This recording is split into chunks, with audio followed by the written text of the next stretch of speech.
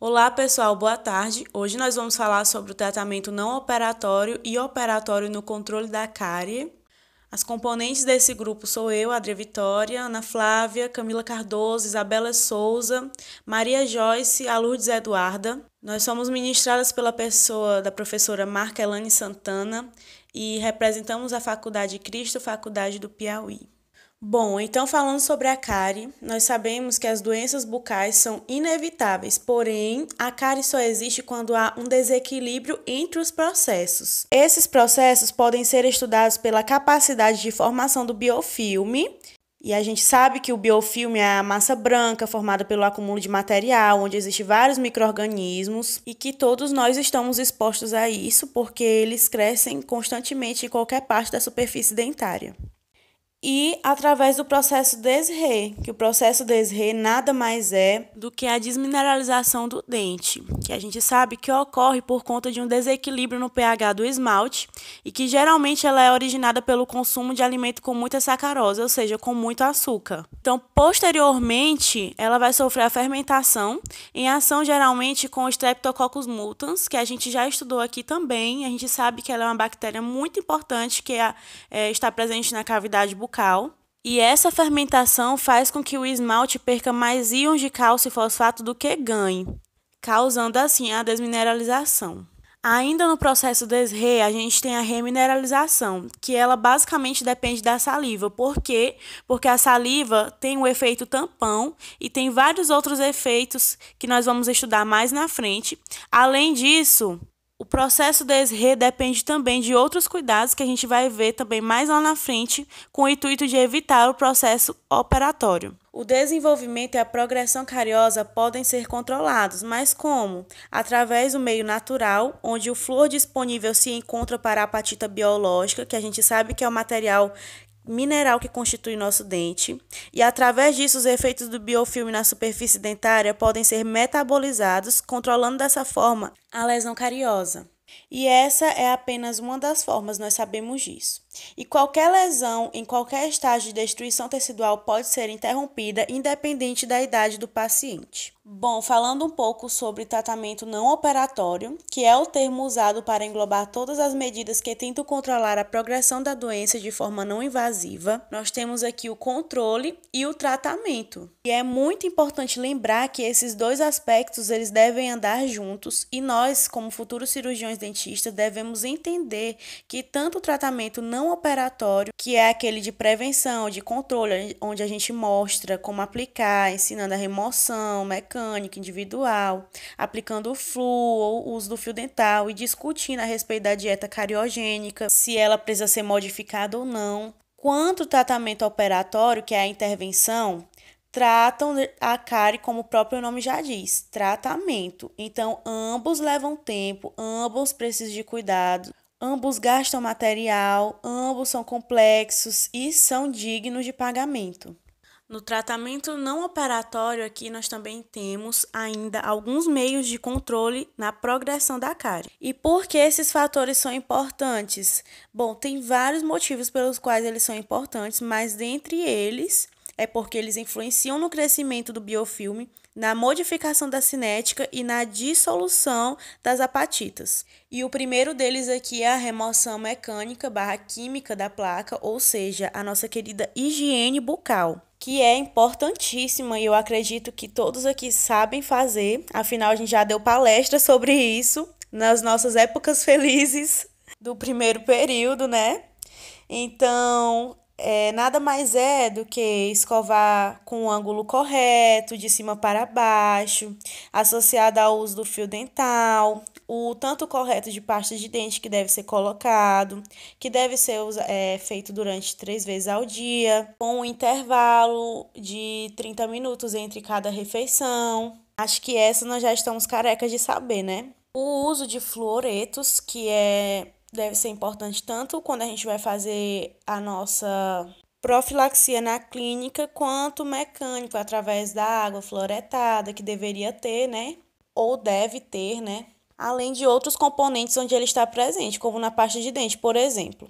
além aí da composição e estimulação da saliva e da modificação química e antimicrobiana da placa. Nós vamos ver cada um desses fatores de forma individual mais na frente.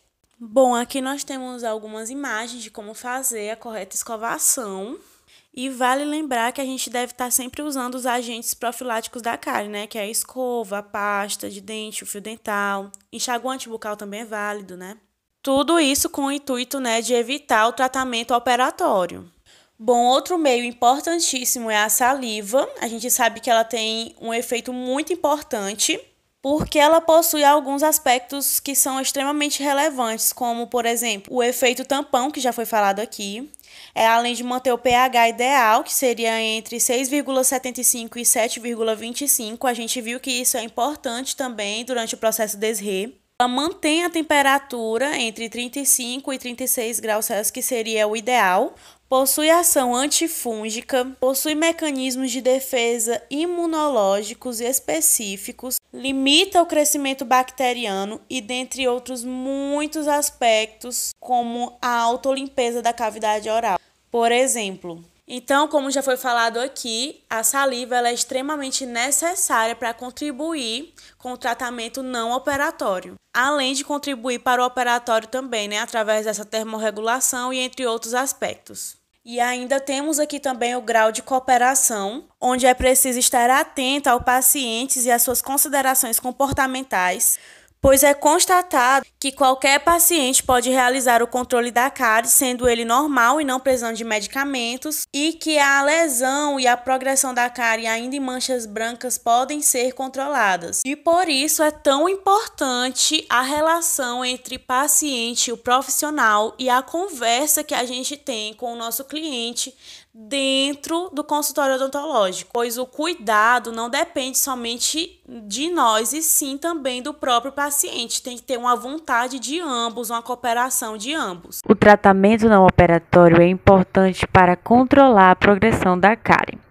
pois o ato de escovar os dentes, usar o fio dental corretamente, ir diariamente ao dentista, fazer a aplicação de fluo tópico e é uma higiene oral efetiva.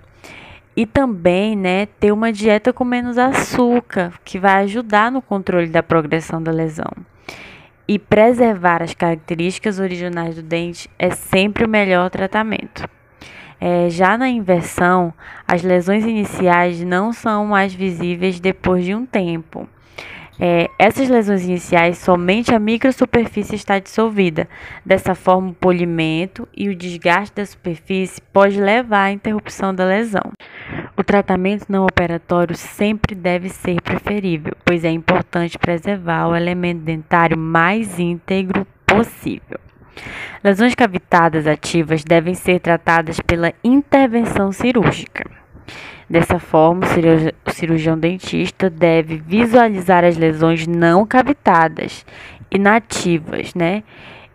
E observar onde pode ser útil a intervenção não cirúrgica. A Organização Mundial de Saúde recomenda que as lesões de cárie sejam diagnosticadas apenas no nível de cavitação, e isso é feito com a ajuda da sonda. Como geralmente o foco são as cavidades abertas, né, é ignorado o fato de que intervenções não cirúrgicas, como o uso do fluor tópico, pode ajudar a reduzir o risco e a progressão da cárie. Pode ocorrer do processo carioso cessar, mas a lesão interrompida pode ser vista ao longo da vida, como um tecido cicatricial esbranquiçado ou acastanhado. Isso ocorre porque possui áreas que são mais resistentes ao ataque carioso do que o esmalte sadio. Por isso, deixando esse tecido cicatricial, essa marca, né, que fica um pouco mais esbranquiçado ou acastanhado, como podemos ver nas duas imagens do slide. O tratamento operatório ocorre quando não houve o tratamento adequado no não operatório, em que não foi realizado o tratamento devidamente recomendado pelo cirurgião dentista, e persistiu a continuidade de uma má higiene, não fazer o que foi recomendado, bem como também ter uma dieta rica em açúcar, onde a função do dente foi perdida, onde a migração pode ocorrer pela perda do ponto de contato, oferece risco, né, à polpa do dente, sendo então feita a restauração, né, que vai ajudar no controle da progressão dessa cárie. Então, antes de se fazer a restauração, é necessário seguir o tratamento não operatório, pois manter o dente na sua forma íntegra, preservar ele, é muito melhor. Porém, caso não haja, né, o devido tratamento, né, do não operatório, né, as devidas indicações não sejam feitas, aí sim deve haver o tratamento operatório, né, que entra o caso da restauração, onde as lesões de cárie ativa com cavitação são as que mais necessitam de tratamento operatório. Já as lesões de cárie ativa sem cavitação, pode haver o tratamento não operatório. E as lesões de cárie inativa não necessitam de tratamento. Bom, aqui estão as nossas devidas referências. E agora a gente vai apresentar uma pequena paródia para vocês. Esperamos que vocês gostem.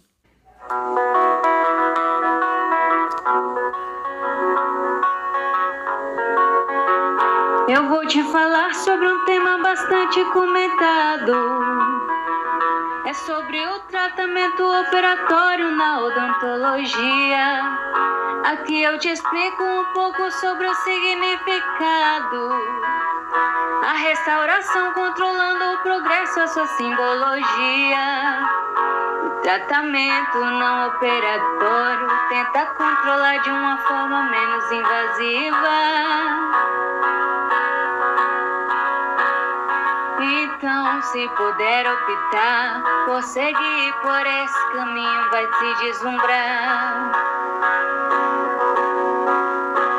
Em todos os procedimentos devemos sempre observar, estudar o caso e pensar como ali devemos atuar.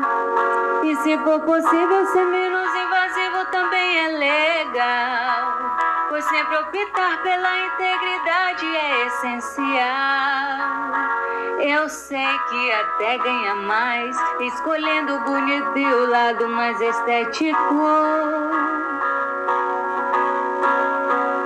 mas tome cuidado, colega, pra no futuro não virar um dentista tapa-buraco.